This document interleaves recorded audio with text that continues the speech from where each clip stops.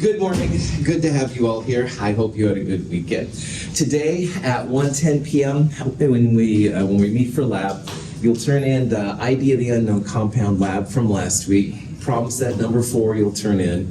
Like the other days, you'll do seminar self-quiz 4 first, followed by actual quiz 4.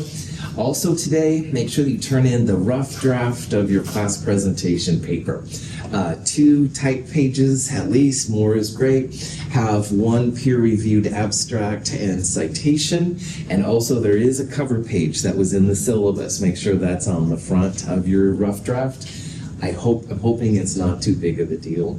And then bring a printed copy of the Lewis Structures Lab. You can start working on it during the lab and be good to go. Questions on any of that? Cool.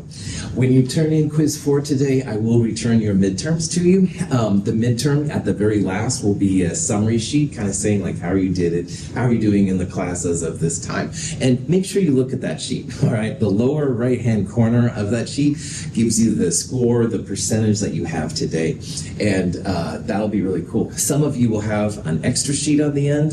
It's an extra ability to kind of look at your study things a little bit more and see what's happening. So definitely check it out. Look at the midterm. Questions? All right.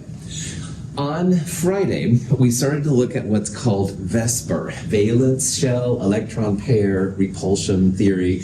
Too many words. It's basically electrons don't want to be close to each other. So if you have 2 electron pairs, they're going to be as far apart, 180. But if you have 3 pairs, then it's 120. If you have 4 pairs, it's 109. 4 pairs is very common in chemistry. Carbon, nitrogen, and oxygen dominate a lot of chemistry. So we'll see this 4 cloud system a lot. So if you see a Lewis structure, this carbon has 1, 2, 3, 4 bonds. Those 4 bonds, each of them is a pair. And they're going to be as far apart from each other as they can. That's tetrahedral, or about 109 degrees. At the very end on Friday, we talked about how if you have a double bond or a triple bond, for reasons we'll talk about in chapter 5, all of those electron pairs kind of stack on top of each other.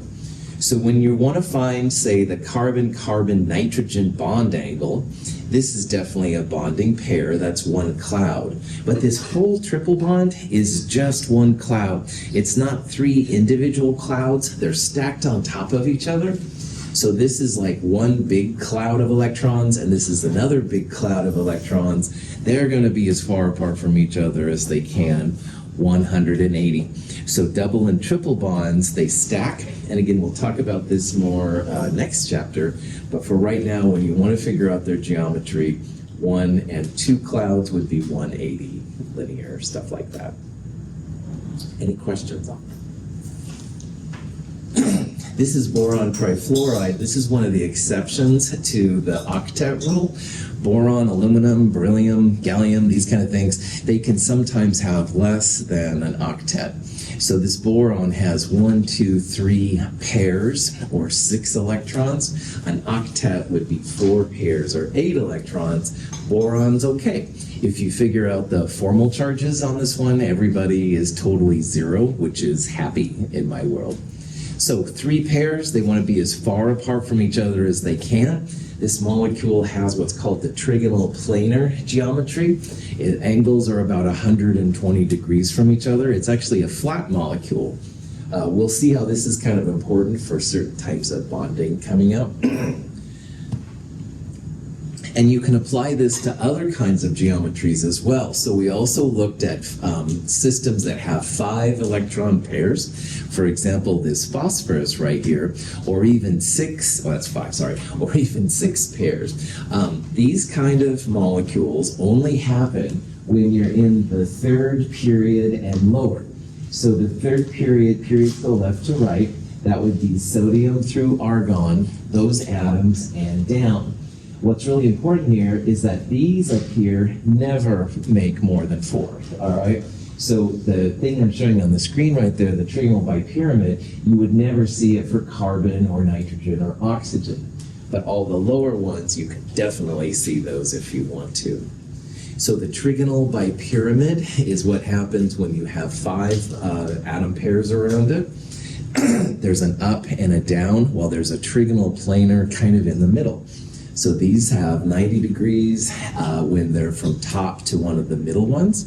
They have 120 degrees when you're in the plane, like the trigonal planar, and they also have 180 degrees. The Geometry and Polarity Guide, which is in your companion and also online, has a lot of this information inside it, and it might be helpful as you go through this stuff today. This is octahedral. Octahedral, again, only for third period and lower. So no octahedrons in carbon and oxygen and nitrogen, stuff like that. And I'm pointing those out because those are so common in chemistry. It's all the organic chemistry, biochemistry. But anyway, all the angles are 90 degrees unless you go opposite, which would be 180. And again, you can do it with sulfur, you can do it with selenium, but again, not if you're on carbon, nitrogen, oxygen. So all of these things are just about electrons getting as far apart from each other as they can. This one has a lot more, so it's a little bit more crowded than the other ones, but there are actually lots of octahedral things. And yes, there are examples of geometry with 7, 8, or even 9 pairs. They're rare though. They're usually kind of the bigger atoms, the ones towards the bottom of the periodic table. You can look them up if you want on Google. They're kind of interesting, but they're not very common, so we're not going to talk about them. Questions? Let's figure out some geometry names for sulfur tetrafluoride. Now, sulfur tetrafluoride is a central atom with 4 atoms connected to it. And if you don't count up the electrons, and you'll do a lot of these, so it gets really common, it'll feel like it'll be sulfur in the middle of 4 fluorines. 4 bonding pairs would be tetrahedral, and you'll think, oh yeah, no problem. But in reality, if you do count the electrons, and I highly recommend you do, fluorine is 7, 7 times 4 is 28, plus sulfur, which is 6, 28 plus 6 gives you 34 electrons, which means 17 pairs.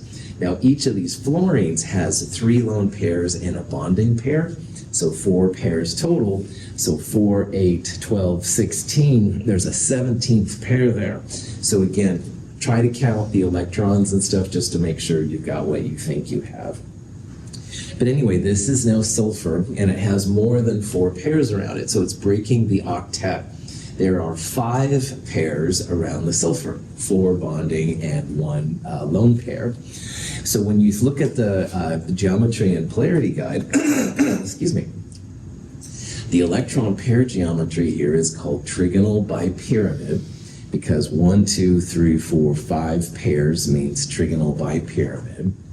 And the molecular geometry, this is interesting, the molecular geometry is definitely affected by where you put the lone pair, because in the drawing that's correct, the lone pair is in the trigonal planar part in the middle, but you could have a lone pair up here on the top part.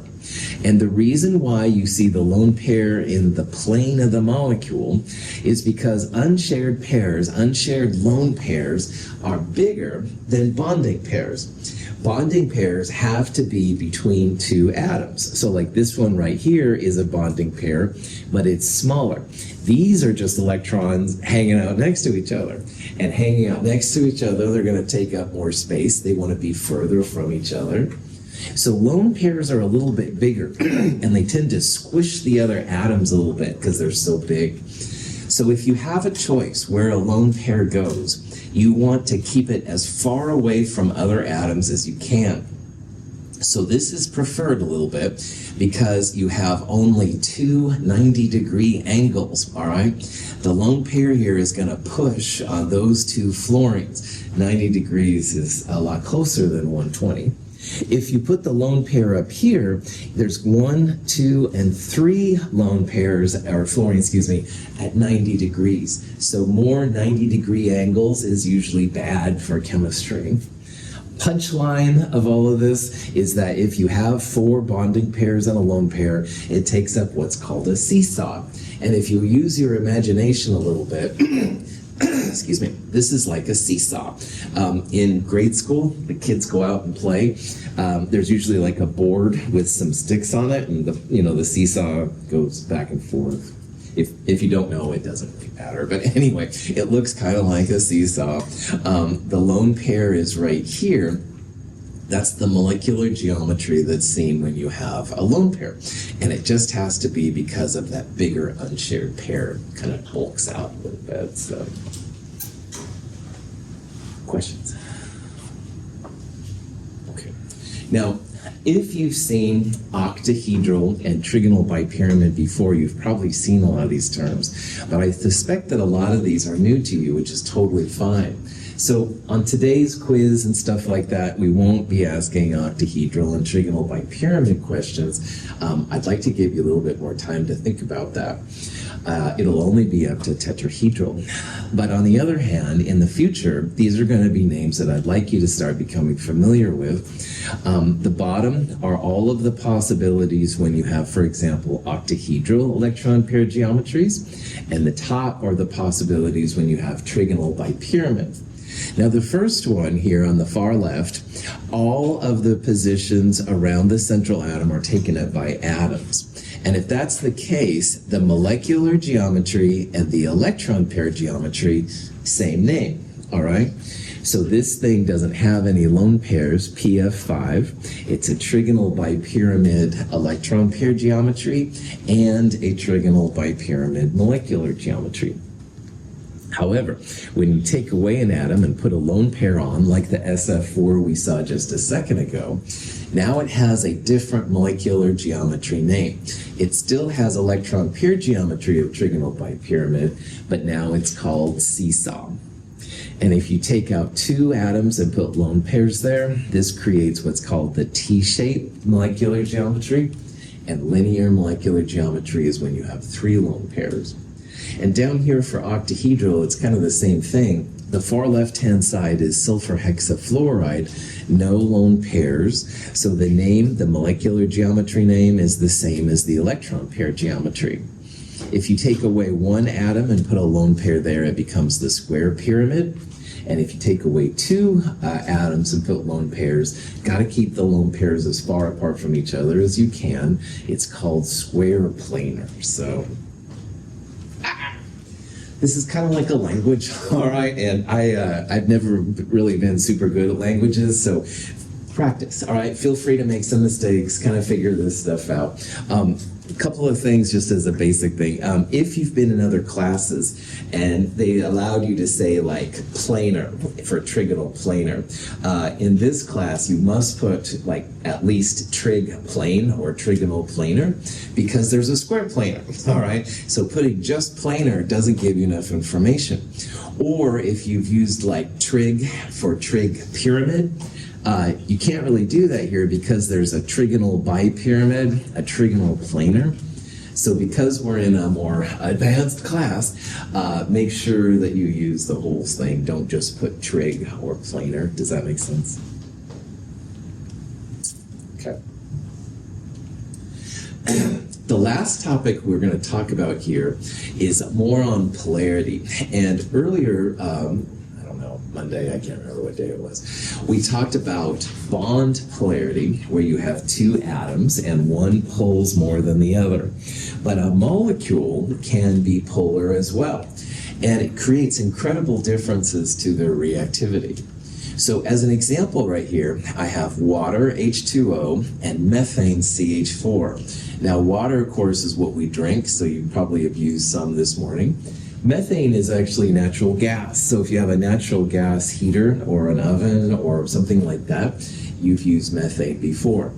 Now, they both have the same electron pair geometry. They do have a different molecular geometry, but notice the difference in the boiling points. Water boils about 100 Celsius, so you have to heat it on the stove. And methane is a gas down to minus 161 degrees Celsius. So way, way, way colder than the temperature of the Earth. So if you're in a normal place on the Earth, you just experience methane as a gas. Now, why the boiling points are so different is a conversation we're going to have as we go through these courses. But more or less, boiling is a product of sometimes just of mass. So if you have heavier mass, you'll have a heavier boiling point. It takes more energy to get in. But these two masses are pretty close. I mean, 16 versus 18 is almost the same, and it certainly doesn't create a 260 or so difference in boiling points, all right? So it must be more than that. And we're going to see here in a little bit that this polarity is the reason that the boiling points are so different.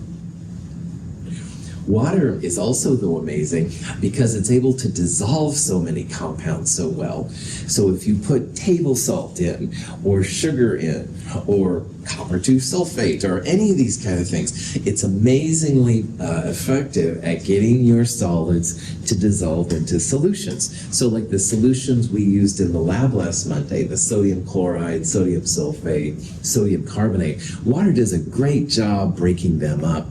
And that also has to do with this polarity thing. So polarity is a pretty important part of chemistry. It helps you to understand why compounds have such different properties, like boiling point, and why, for example, water can dissolve certain compounds a lot better than other compounds can. This is kind of fun. When the balloon is rubbed with wool, the wool imparts a static electric charge to the balloon. When we place the balloon near the water, the stream is attracted to the balloon. The polar water molecules act as though they have an electric charge as well. Water molecules carry no overall electric charge. Just so that my internet connection went down naturally when I wanted to show the video, so sorry about that. Well, let me just explain what's going to happen. This is an experiment that you can do at your house.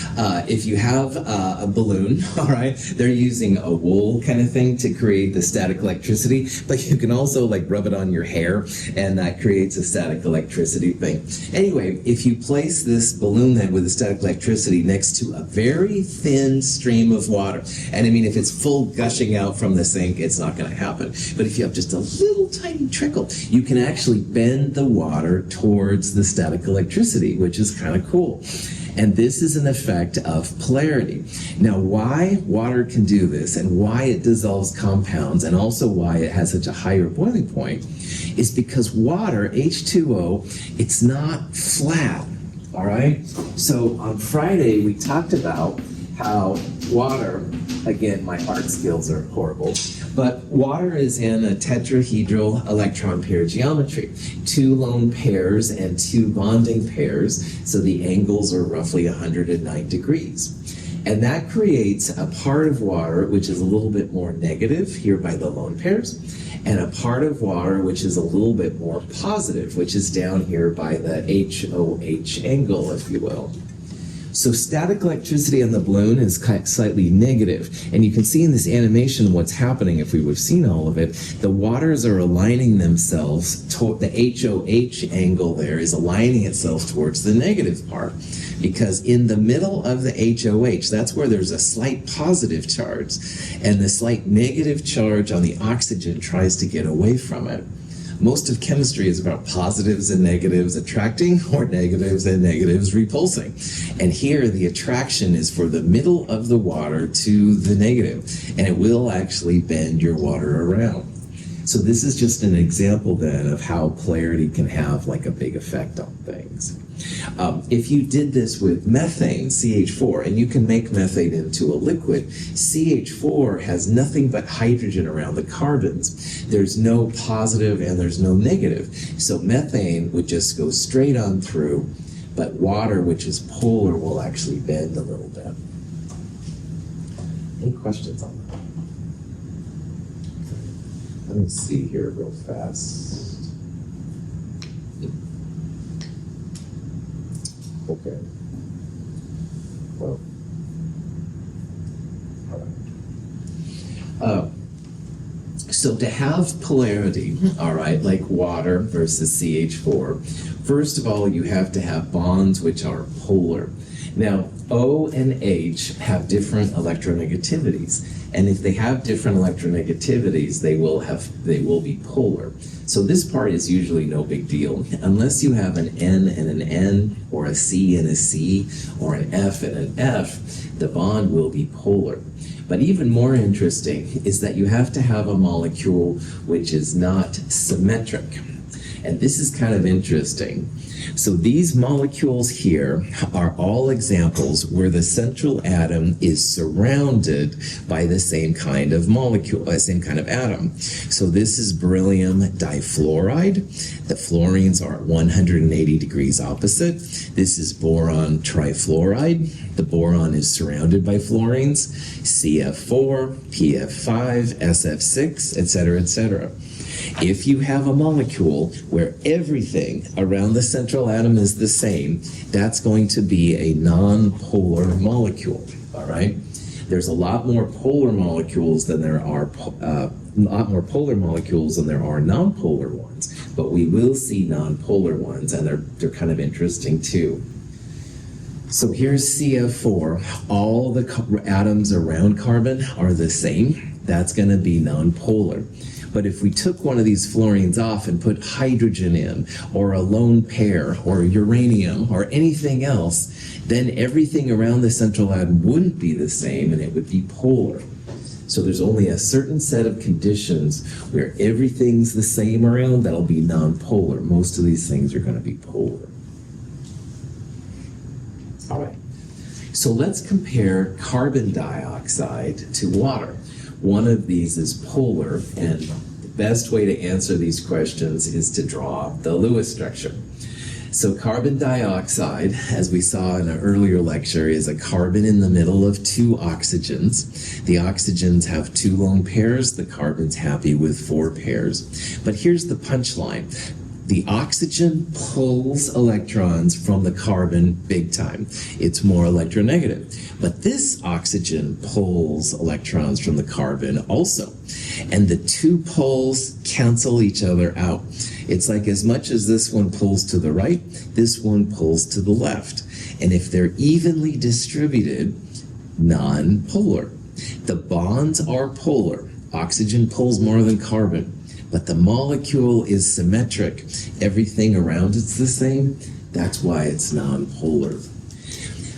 Water, on the other hand, as we talked about, has 2 lone pairs. So everything around the oxygen is not the same. And this is big time polar. You can actually measure polarity. This is a measurement in a unit called debye. It's nothing we'll talk about, but if the debye is greater than 0, that means it's polar. That's the general idea. This one didn't have any dipole moment, so it's that you wouldn't be able to measure it. So again, what you want to look for is a central atom, and if anything is different around it, that's going to be polar. Here's another set of examples. BF3, Cl2CO, and NH3. And the question is, are they polar or are they non-polar? And again, the very best way to do these kind of problems is to draw Lewis structures and just see what the environment is around that central atom. Well, BF3 is a boron with 3 fluorines around it. Now, fluorine pulls really strong compared to boron, which is almost a metal. So the BF bond is very polar. However, because everything around the boron is the same, molecule is non-polar. There's no dipole moment. Cl2CO has a carbon-oxygen double bond on it. The oxygen bond is different than the chlorine bonds. This definitely doesn't have any kind of symmetry, so this one would be polar, all right? If this would have been a couple more chlorines on there, then it would have been non-polar. But oxygen pulls differently than chlorine, that's why this one's going to be polar. And initially, it might appear that ammonia, NH3, is a non-polar molecule, nitrogen in the middle of 3 hydrogens. But if you remember from earlier, there's a lone pair sitting on that nitrogen right there. And that lone pair is enough to break the symmetry. So lone pairs also count to see if something is symmetric or not. So a lone pair and 3 hydrogens, polar. And ammonia is actually quite polar. It has a pretty strong dipole moment. So, questions? Okay. I have an iClicker question, but give me a second. I'm going to try and reestablish a connection here. For some reason, it's not liking my credentials. Where's that picture taken? Just give me a second.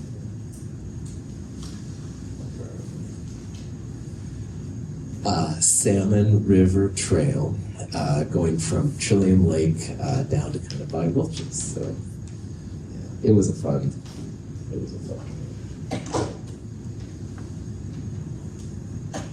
Okay, so we saw that. Okay, let's try this then. I think this is going to work anyway. We'll give it a shot here. Good.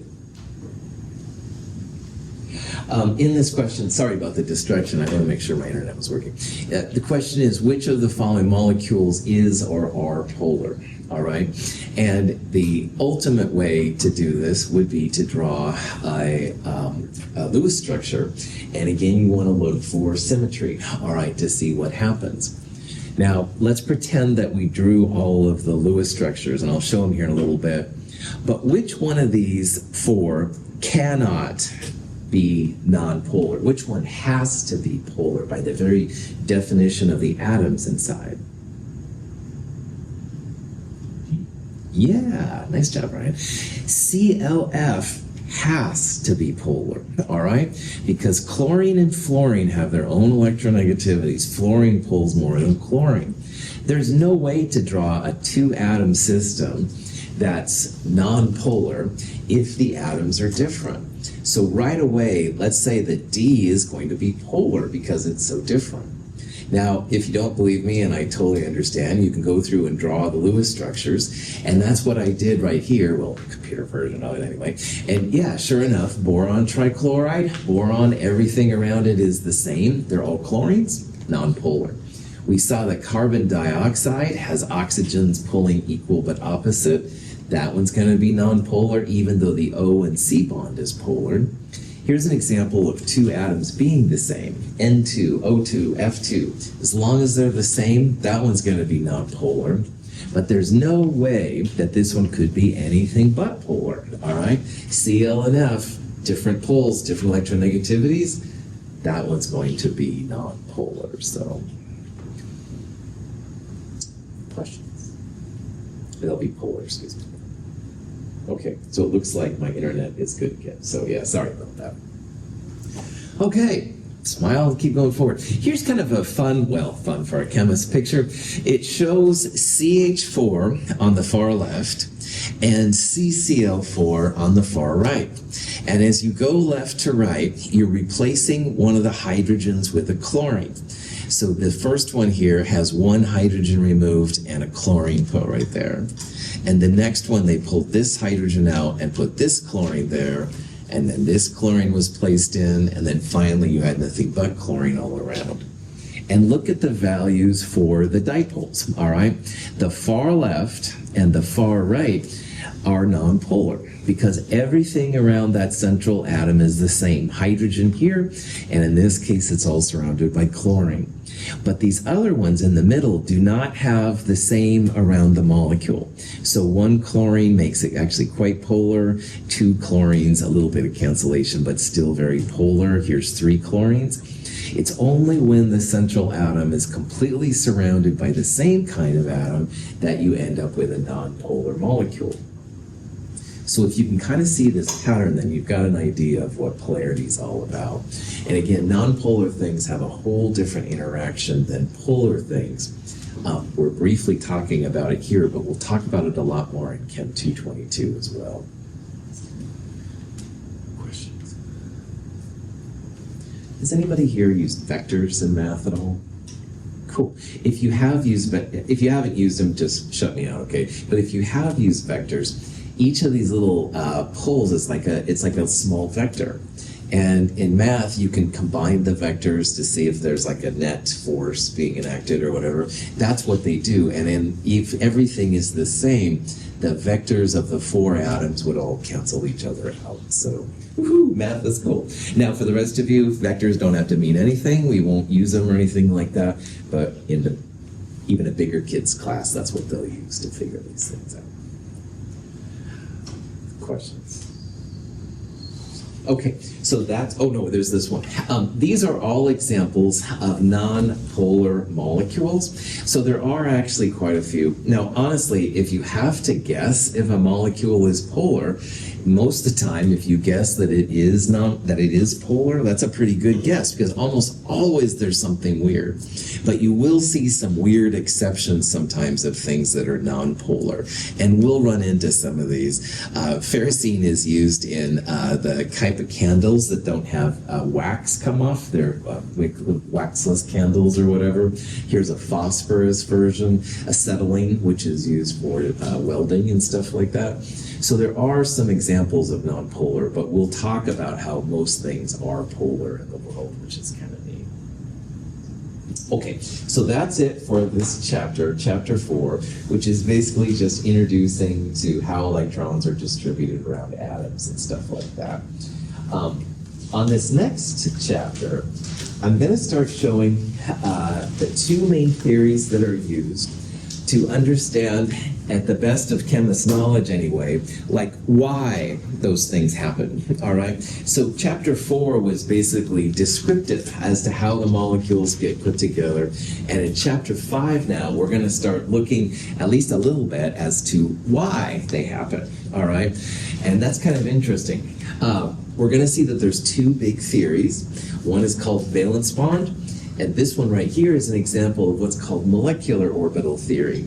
We'll see that there's still some work to be done in both of these sections, especially molecular orbital theory, but at least it'll give you a sense as to how far chemists have gotten with this stuff. But that being said, these could be areas of research you go into if you ever wanted to do chemistry, so, oh boy. Both of these theories, the MO and the valence bond, are trying to explain how you go from the atomic orbitals.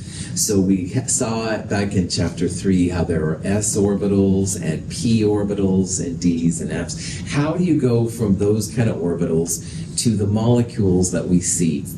And the biggest question that drove chemists kind of wild for a while, in a big s orbital, you have just a sphere. All right, there's no angles or anything. And with the p orbitals, you can have 90-degree angles.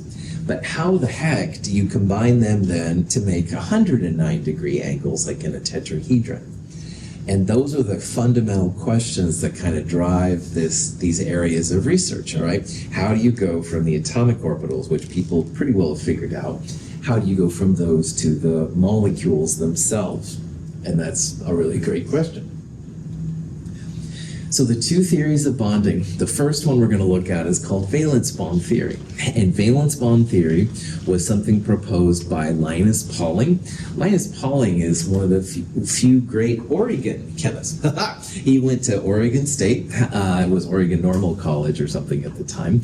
But anyway, he went on and did some great work on different things with the alpha helix, and he got a Nobel Prize in Peace. And anyway, he's a really interesting person. But anyway, here we're talking about one of his theories called valence bond theory. And in valence bond theory, those outermost electrons, those valence electrons that we use to make Lewis structures, they're localized between two atoms or localized on one atom if it's a lone pair. And in the valence bond theory, you use two half-filled atomic orbitals to make a bond, and the two nuclei will help stabilize those electrons. Now, valence bond theory is really cool. It's a great theory when you're talking to someone at a coffee shop and you don't have your books and maybe the internet is slow. You can describe a lot of things with valence bond theory just talking to someone very informally, which is a really great reason. And it works amazingly well. But the new player on the block is called molecular orbital theory, MO theory. And this guy Mulliken was one of the first people to really propose it. Instead of having the valence electrons just between two atoms or on a single atom if it's a lone pair, he proposed that those valence electrons, it's better to describe them as delocalized over the entire molecule that you're looking at. So instead of being between just a C and Cl, they would be all over the whole CCl4 molecule, something like that. And in molecular orbital theory, you create diagrams like this. And we'll talk about how to create these diagrams here in a little bit. MO theory is the theory of the future, all right? It's awesome. It's incredibly powerful. It describes things that valence bond theory doesn't describe very well. But to do MO theory justice, you need not just, the fastest Mac computer or something like that. You need like quantum computing power, those super powerful computers to figure out how the math works. We talked about in chapter 3 how to get to 1s2, 2s2, 2p6, you need like math 254 kind of material. Well, that totally applies to molecular orbital theory, but you've got so many more atoms coming together to make molecules. And again, to make a good MO theory happen, you're going to need some real powerful computing interactions, all right? So what we're going to do in this class is we're going to talk about valence bond because it's pretty chill, all right? We can talk about it over coffee at Starbucks and not be too worried about it. We'll go through some examples of MO theory, but they're going to be very simple examples because we don't have to use supercomputers to get all the fancy information. And one day, maybe all of you or my students will have the TI 2000 calculator or something like that, and you can and out will spit the molecular diagram for a molecule, and I'll jump up and click my heels in joy, but it hasn't happened yet, all right? Still got some ways to go. So we're just going to look at some basic examples of MO so you get a taste of it so that maybe one day if you do some research on it, you'll be good to go.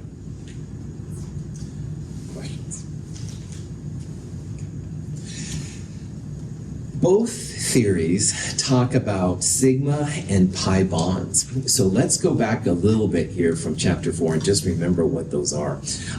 A sigma bond is like a single bond, all right? And a sigma bond happens when two atoms come together and they smash together to make a bond. So in this little picture right here, the kind of darker peach color, whatever it is, that's the sigma bond. It's an interaction between the electrons of the first atom and the electrons of the second atom.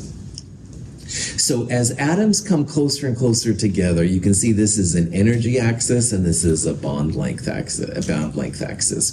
There's going to be some ideal spot where the energy is pretty maxed out, and also you've got a pretty good connection. If you start getting too close, then everything starts to repel, all right?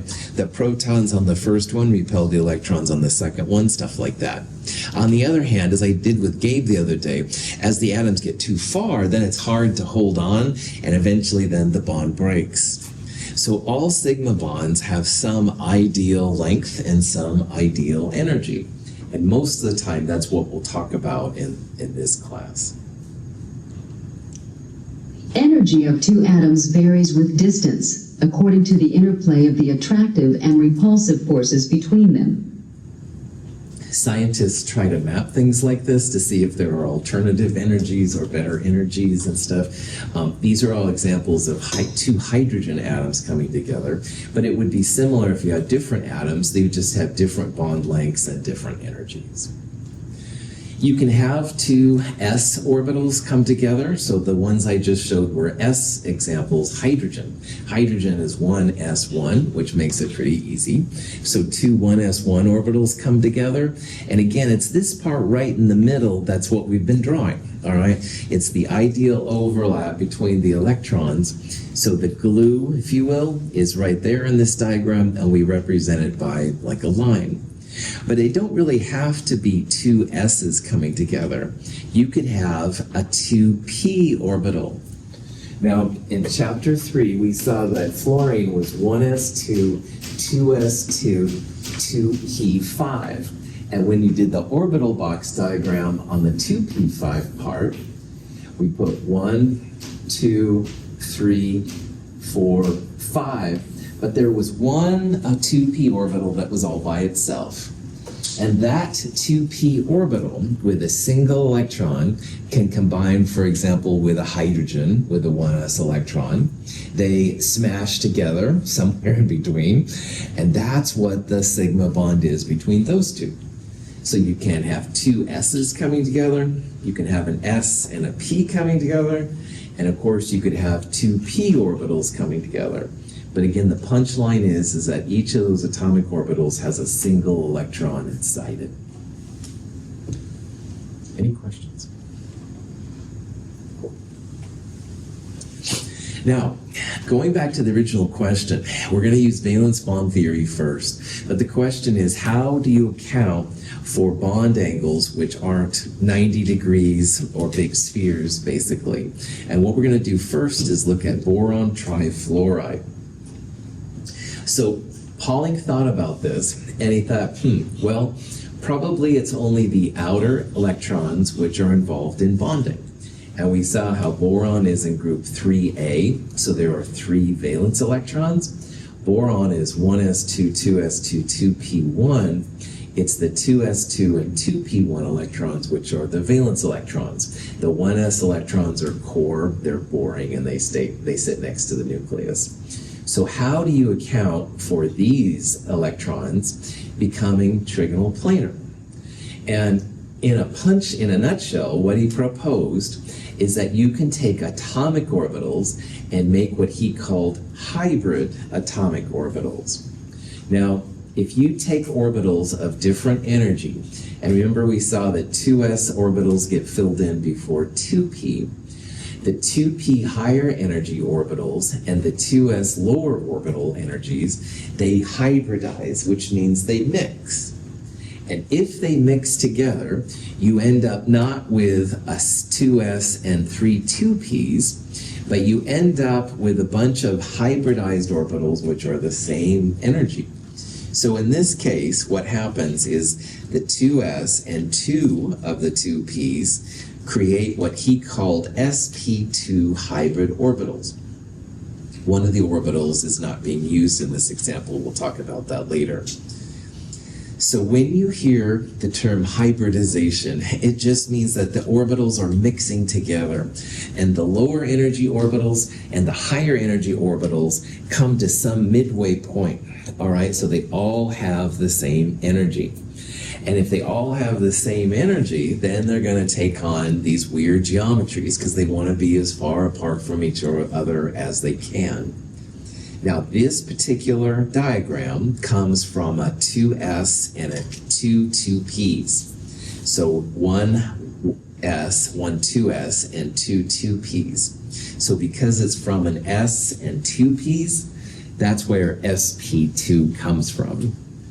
And we call the sp2 orbitals hybrid orbitals. That's what the punchline is.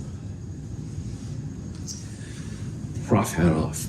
If everything I said was like in Peanuts when the teacher goes, wah, wah, wah, wah, wah, wah, and you don't understand, totally legit. Here's the important part. If you see a trigonal planar electron pair geometry, we're going to refer to it as sp2 hybridized. And sp2 hybridized tells the chemist that, okay, to get to that flat thing, you're going to have to take some s's and p's and mix them together, which is what hybridization is. Trigonal planar equals sp2. Pop that back on. Questions? Okay. So, good old boron with 1s2, 2s2, 2p1. We kick out the 1s because those are core and boring. It's the 2s and 2 of the 2p orbitals that we're mixing together. And it creates 3 sp2 orbitals. Now, when you do the math, and we're not going to do the math in this class, when you do the math, each sp2 looks kind of like a mushroom, all right? There's like a little mushroom head and the base on it. There's different reasons for that. We're not going to get into that. But each one of them are the same energy. So they want to get as far apart from each other as they can. They'll take that trigonal planar 120 degree orientation. So when you draw BF3, the boron orbitals look like this, all right? Fluorine is just using its good old atomic orbitals. It's just using a 2p. But this thing makes a sigma bond with a fluorine atomic orbital to make this little piece right here. So that's why when chemists look at this molecule, anything trigonal planar will be sp2 hybridized. That boron in the middle is sp2 hybridized. The fluorines are just using their atomic orbitals. Nothing's happening to the outside atoms. The excitement is happening to the inside atoms. And now you know that if you see trigonal planar, say it's sp2, pat yourself on the back. That's really all there is to it. This shows better than the last diagram the fluorine. Now, as we said, fluorine has that 1,2p orbital that's all by itself. And that's going to be the orbital that combines with the sp2. So again, these little gray things right here, they're really supposed to be mushrooms, but they're hard to draw, honestly. So think of that as this is an sp2 orbital. It's got one electron, and the fluorine has one electron. They're going to smash together to make a sigma bond.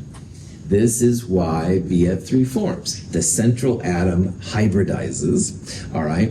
Instead of 2s2, 2p1, you end up with 3 sp2 orbitals. All the same energy, trigonal planar, sp2 with an atomic orbital on the outside. This is where sigma bonds come from. Cool. Now, boron is cool. Carbon is cooler because carbon is the basis of life. So how do you go from carbon's s and p orbitals to tetrahedral arrangements? How do you go to 109-degree angles? How the heck do you get x, y, and z to go to the 4 different angles of a tetrahedron? And you guessed it, it's going to be all about this hybridization. Valence orbitals of carbon are the 2s orbital and the 3 2p orbitals. When these atoms form methane, their orbitals are thought to hybridize to form 4 equivalent orbitals. Because each hybrid orbital for the carbon atom is composed of 1 part s orbital and 3 parts p orbital, they are called sp3 orbitals. The energies of the hybrid orbitals are the average of the original atomic orbitals. Notice that these terms, sp2, sp3, they mean that you're taking, for example, here, you're taking 1s and 3p orbitals to make these hybrid sets. sp2 would be 1s and 2p's to make the hybrid orbital sets. And we'll talk about other types, but that's what it is. So in this case, the carbon is 1s2, 2s2, 2p2.